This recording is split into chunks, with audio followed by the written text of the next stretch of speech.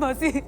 श्वेता घबराओ नहीं, हमने डॉक्टर को फोन कर दिया है, बस वो थोड़ी देर में आते ही हैं। दीदी एक बार कोशिश तो करे दी ना हमरा के। मैंने बोला ना, रहने दो। श्वेता, उस दिन खुजली हुआ था तो चंदा बाबू ला के दी थी ना, उसके बाद ठीक हो गया था। एक बार ट्राई तो करने दो। ठीक है चंदा, तुम भी ट्राई करके देख लो। ठीक है दीदी।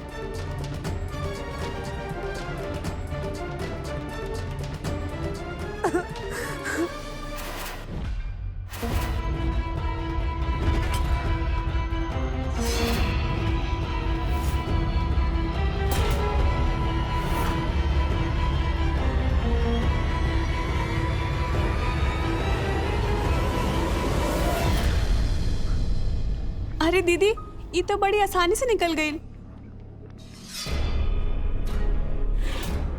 हाय दैया, दीदी रहुआ के पैर में तो घाव हो गईला। आप चिंता मत करी दीदी, हम ना तुरंत लेप बना के लेके आवत है, उसे रहुआ के घाव एकदम ठीक हो जाए। चंदा जी माधव बाबू। अब तक हम गांव वालन के मुंह से सुन ले रही कि तोरे ऊपर माता रानी का आशीर्वाद है। आज ही सब देख के हमके विश्वास हो गया। मौसी जी, आप श्वेता का ख्याल रखिए, हम डॉक्टर के यहाँ से दवाई लेके आते हैं। ठीक है माधव बेटा। हम वो तुरंत लेप बना के लेके आवत है।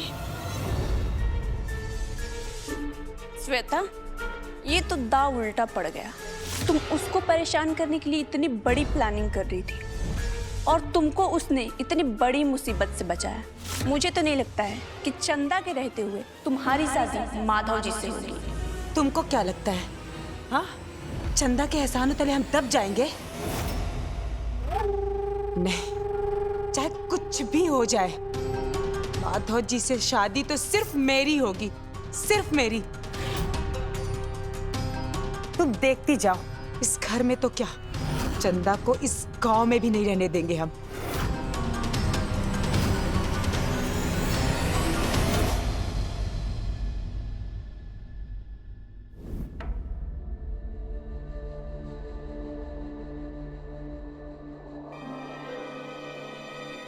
दादी, माधव भैया सामान भेजे हैं। का हो ये सब? माधव भैया सामान भेजले हैं। उठावा ये सब और ले जाके वापस कह दिया, और कह दिया कि हमनी के उनकर मदद की कोनो जरूरत नहीं खे। हम भीख मांग ले, मेहनत मजदूरी कर ले, लेकर उनकर एहसान तले न दबब। अरे रख ली बुआ जी।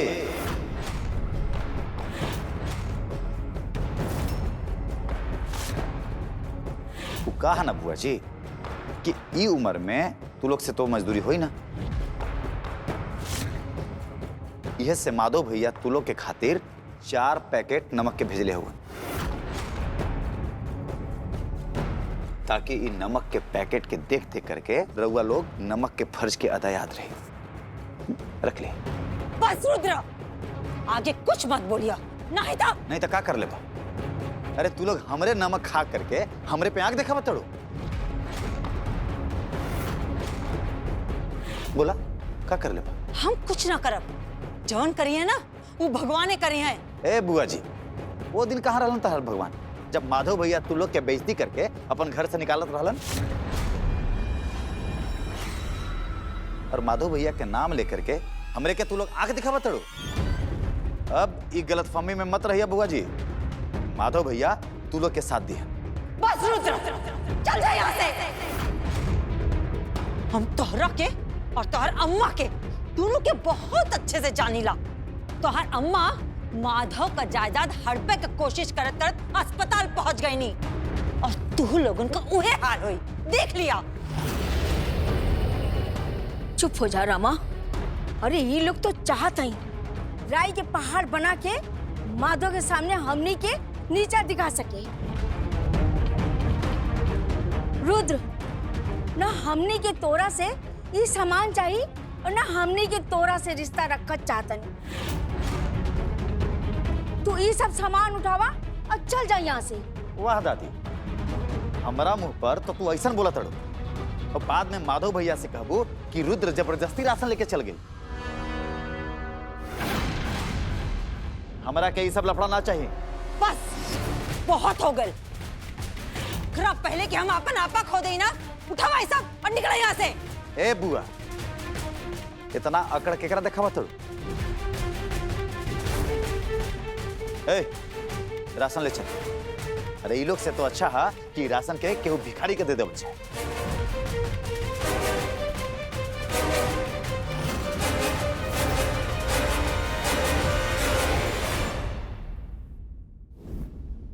अरे श्वेता जी, आप अब कौन सी नई मुसीबत आ गई जो हमारे पास आना पड़ा? मुसीबत नई नहीं है, वही पुरानी है।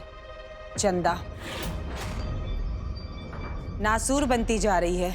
उसका सही समय पे इलाज नहीं हुआ तो कैंसर की तरह हमारी जिंदगी खत्म कर देगी। तो हम क्या कर सकते हैं? तुम्हारा समस्या है, तुम खुद निपटो। मैं तो निपट ही रही हूँ, पर कुछ हो नहीं रहा है। मैं उस चंदा को मारना नहीं चाहती, उस कांटे को अपनी जिंदगी से हमेशा हमेशा के लिए हटाना चाहती हूँ। मैं चाहती हूँ कि चंदा की शादी हो जाए, और मैंने उसके लिए लड़का भी ढूंढ लिया है।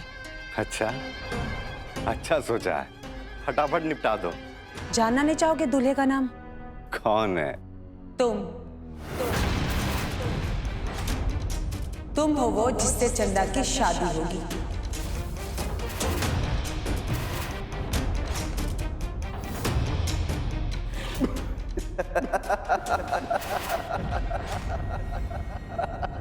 हम? हंसो मत, मैं सीरियस हूं। ये देखो, 10 एकड़ जमीन के कागजात। माधव जी ने तय किया था कि चंदा की शादी होते ही उसे 10 एकड़ जमीन देंगे, और उन्होंने कई बार शादी की कोशिश की, बट हुई नहीं, और कागजात तैयार है, बस साइन की देरी है। जैसे ही चंदा की शादी होगी उसे 10 एकड़ की प्रॉपर्टी मिलेगी। और तुम्हें पता है सासाराम में 1 एकड़ जमीन की कीमत कितनी है? 20 लाख। 20 लाख। 20 लाख। सोच लो, रातों रात करोड़पति बन जाओगे।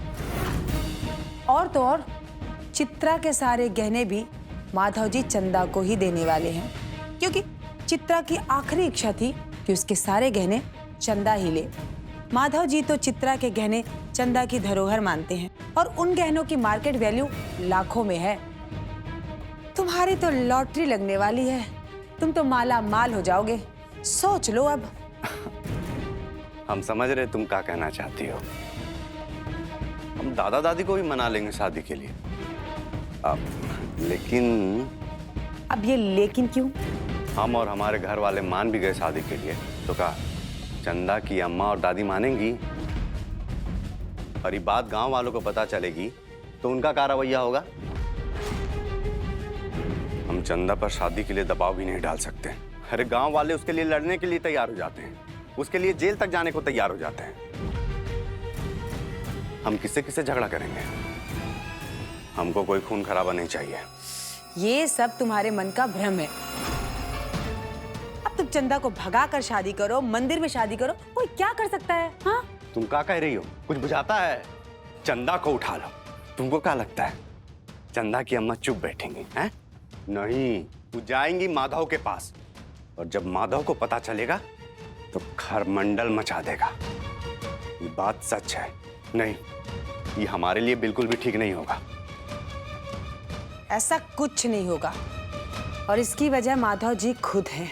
अभी 2 दिन पहले ही माधव जी और रमा देवी के बीच आंटी जी को लेकर के कहासुनी हुई। उन दोनों के बीच मनमुटाव चल रहा है, और मैंने और रुद्र ने आग में घी डालने वाला काम किया है। रुद्र के जरिए हमने ऐसी चाल चली है कि दोनों के बीच मनमुटाव अब खाई बन गई है। अब इस हाल में रमा देवी माधव जी से मदद की गुहार नहीं लगाएंगी। फिलहाल उनके घर की हालत भी ठीक नहीं है, और इस समय अगर तुम शादी की बात करोगे तो शायद वो मान जाए। जहां तक मुझे पता है, रमा देवी भी चाहती है कि चंदा की शादी जल्द से जल्द हो जाए और उसे इस गांव से मुक्ति मिल जाए, क्योंकि वो जिस मकसद से इस गांव में आई थी, माधव जी से चंदा की शादी, वो तो होने से रही। और अगर ना माने तो हमारे पास बस एक ही रास्ता बचता है, वो है चंदा की किडनैपिंग। उसे किडनैप करके कहीं दूर ले जाओ और उससे शादी कर लो। शादी के बाद चाहे रमा देवी हो या माधव जी, तुम्हारी और चंदा की शादी को मान्यता देनी ही पड़ेगी। मैंने ऐसे कई मामले देखे हैं, लड़का लड़की भागकर शादी कर लेते हैं, फिर आखिरकार गांव वाले, परिवार वाले उसको मान्यता दे ही देते हैं। और हाँ, मेरी और माधव जी की शादी होने के बाद मैं इस पेपर्स पे साइन कर दूंगी। एक झटके में लाखों की प्रॉपर्टी तुम्हारी। उससे तुम क्या करते हो उससे मुझे कुछ लेना देना नहीं। मैं बस इतना चाहती हूँ कि चंदा मेरे और माधव जी के बीच से हट जाए। तो क्या सोचा, डील पक्की? त्रिलोकी कभी घाटे का सौदा नहीं करता।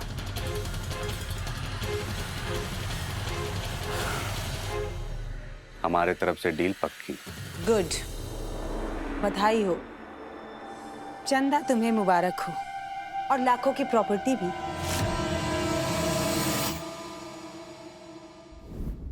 अम्मा, दूठे हार हो गए और दूठे बना दा, तब जाके दे के आई। ठीक है जा। नमस्ते। खुश रहा। आज यहाँ कैसे बेटा? ये वहां से गुजरत रही हैं, रउआ लोगन के देख ली तो अंदर चल अली। अच्छा कहला। ये सब का फूल माला कोनो नया काम चालू कहीं है का? बेटा, कोनो काम करे में बुरा नहीं के। अरे जेकर राम धनी, उनके का कमी? हम कहाँ कहते कि सब काम बुरा हो खेला। हमरा बस थोड़ा अटपटा लागत है। कितना समय हो गई रउआ लोगन के यहाँ रहल, लेकिन आज तक हम ई नौबत नहीं खे देख ले रहनी। माधव के पता हा रउआ लोगन ये सब काम करत हैं जा? माधव के वजह से ही तो ये सब करे के पड़ा था। हमरा से अब उनकर कोनो संबंध नहीं के। ई का कहा था बुआ जी? बेटा, भोजन से ज्यादा वचन मीठा होके चाहिए। माधव के लागेला कि नीला देवी के साथ जो भइल है उमे रमा के हाथ हो, ताकि चंदा के शादी बिना रुकावट के माधव के साथ हो जाए। और यही खातिर माधव और रमा के उल्टा सुल्टा बोल के घर से निकाल दे ले। और रुद्र भी हमनी के उल्टा सुल्टा आके सुना गए, पर हमनी के इतना कमजोर नहीं खे जा। अरे हमनी के मजदूरी मेहनत करके अपन पेट पाल सकीला। जाए दी, हमनियों के बानी जाना ही गांव में। आज से राउर लोगन के जिम्मेदारी हम उठाए। हाँ, जाए देना त्रिलोकी बेटा, तू काहे के परेशान होता? कैसन परेशानी बुआ जी? अब रउआ लोगन के मुसीबत में हम ना काम आए तो गांव वालन के का जवाब दे? हाँ, वो तो कहियन ना कि माधव छोड़ के चल गई ले, तो केहू ना आगे आइल रउआ लोगन खातिर। गांव वाले के बारे में का सोचे के बा? हम तो चंदा के शादी खातिर यहाँ सोच के आयल रहनी कि माधव को शादी चंदा से करा के इज्जत सम्मान के साथ वापस चल जाए। लेकिन वेकिन छोड़ी बुआ जी, हम कह देली, बस कह देली। आज से रउआ लोगन के सारा खर्चा हम उठाई। अरे जेकर जिम्मेदारी बनेला वो तो हमने के भगा देलस। तू काहे के परेशान होता हुआ? हम चाहती तो अपने गांव वापस चल जाती, लेकिन हम हो ठान ले ही कि अब माधव के सामने ही अपन चंदा का ब्याह करा के यहाँ से जाए। ये जिम्मेदारी भी हमरा ऊपर छोड़ दे ही लोग। एक लड़का हा हमरा नजर में, एक लड़का हा हमरा नजर में, जगह जमीन के साथ साथ नौकरी पेशा भी है। हम आजे ओकरा से बात करब। देख लिया आप लोगन, चंदा के हम बहुत बढ़िया बियाह कराई। माधव रउआ लोगन से मुंह मोड़ के चल गए तका हम थोड़ी ना रउआ लोगन के साथ छोड़ दे। बस चंदा से बात कर लिया, ओकर राजी होके के जरूरी है। चंदा के का पूछे के हा? अब बहुत हो गल। अब हम ओकरा के माधव के पीछे पागल ना बने देव। तू लड़का वाले से बात करा, हम चंदा के राजी कर ले। ठीक बा, आज हम लड़का के बाबूजी से बात कर ले। हमरा के पूरा विश्वास बा कि वो लोग चंदा के देखते ही शादी खातिर राजी हो जाएं। अब सुना, बाकी सब काम रउआ लोग छोड़ दिए। अब बस चंदा के ब्याह के तैयारी करा। देख लिया, हम चंदा के शादी एकदम धूमधाम से कराए। माधव भी देख के हैरान हो जाएंगे। ई लोगन के मनावे में हमरा के ज्यादा मशक्कत करे के ना पड़ा। चंदा के शादी होगी जरूर, लेकिन सिर्फ हमरा संगे। बेटा का सोचे लगला? बस चंदा के शादी के तैयारी करे का। आप लोगन भी चंदा के शादी के तैयारी करा। हाँ, अभी हम चलते हैं। नमस्ते। खुश रहा बेटा।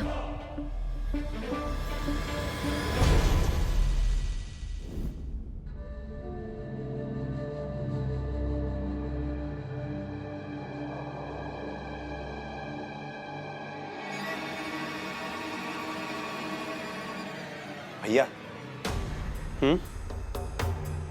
माधव जी, आपको पता है आज आपकी रमा बुआ ने क्या किया? क्या किया? रुद्र, बताओ ना। वो तुम रहने दो, मैं बताती हूँ। माधव जी, आप वो हमेशा रमा बुआ को राशन भिजवाते हैं ना? इसमें कौन सी नई बात है? हाँ, इस बार ना उन्होंने राशन लेने से मना कर दिया। राशन लेने से मना तो छोड़िए, उन्होंने ना राशन बाहर फेंकवा दिया और बहुत तमाशा किया। रुद्र, तुम चुप क्यों? बताओ ना पूरी बात। श्वेता जाने दो ना, फालतू में बात का काहे बतंगड़ बना रही है। रुद्र, साफ साफ बताओ बात क्या है? वो क्या है ना भैया कि हम उस तरफ काम से गए थे, फिर हमको रमा बुआ की गुस्से से चिल्लाने की आवाज़ सुनाई पड़ने लगी। हम जाकर के वहाँ देखे तो नौकर पर झल्ला रही थी और नौकर से बोल रही थी कि यहाँ से सामान वापस ले जाओ। नौकर ने मना कर दिया तो रमा बुआ ने सारा सामान घर के बाहर फेंक दिया।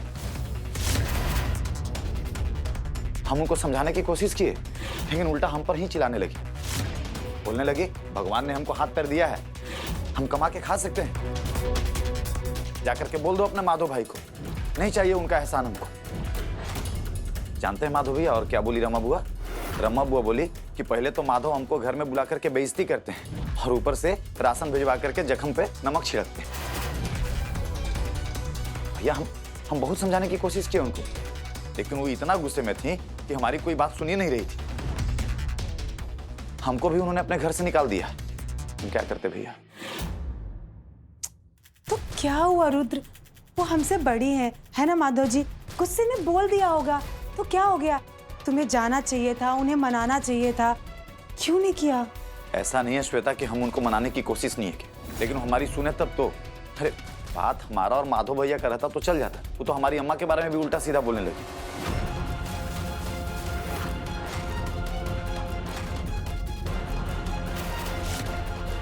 क्या कहा उन्होंने अम्मा के बारे में? बोलो रुद्र, चुप क्यों? रमा बुआ बोली कि नीला मर जाती तो अच्छा। सिर्फ 2 दिन लोग दुखी तो थे, कम से कम जिंदगी भर दुख तो नहीं झेलना पड़ता। और उन्होंने ये भी कहा कि नीला का मरना मेरे लिए भी अच्छा होता और लक्ष्मी निवास के लिए। भैया अब आप ही बताइए, अगर रमा बुआ हमको 2-4 थप्पड़ भी मारती ना तो हम सह लेते, लेकिन हमारी अम्मा के बारे में इतना भला बुरा कहा, हम कैसे बर्दाश्त करते? इसीलिए हम आ गए। सही किया रुद्र तुमने। कोई जरूरत नहीं है उन लोगों के साथ मान मनोबल करने की।